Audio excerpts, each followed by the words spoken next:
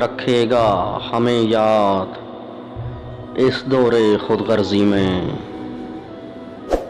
हालात ऐसे हैं कि लोगों को खुदा याद नहीं। हम कौन हैं क्या हैं बाखुदा याद नहीं।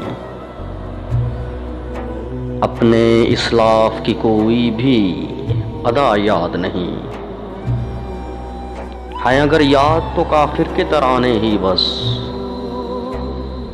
है। अगर नहीं याद तो मस्जिद की सदा याद नहीं। बिनते हव्वा को नचाते हैं सरेआम महफिल में।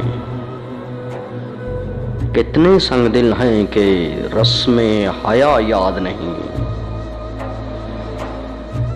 आज अपनी जिल्लत का सबब यही है शायद। सब कुछ है याद मगर खुदा याद नहीं। सब कुछ है याद मगर खुदा याद नहीं।